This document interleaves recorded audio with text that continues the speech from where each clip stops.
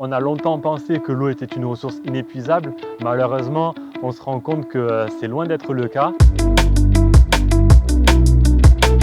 Je m'appelle Andrea Campagno, je suis ingénieur chargé de mission dans le suivi et la gestion de la ressource en eau. Le SMIAGE, c'est un syndicat mixte pour les inondations, l'aménagement et la gestion de l'eau. C'est une entité du coup satellite du département, présidée par Charles-Ange Ginesi.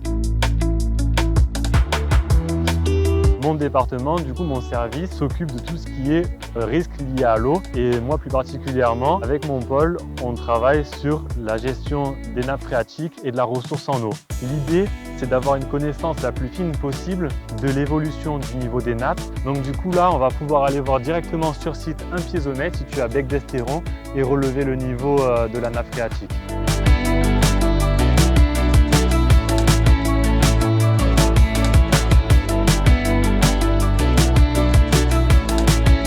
Donc là, on est sur le forage de Bec d'Estéron. Ici, on a une sonde qui nous permet d'enregistrer les mesures toutes les 6 heures et de les envoyer ensuite sur un serveur au bureau. L'idée lors d'une manipulation comme celle-ci, c'est de venir comparer la mesure que nous envoie la sonde avec une mesure manuelle et pour s'assurer de la bonne validité des données enregistrées. On est à 10,35 m sous le niveau du tube.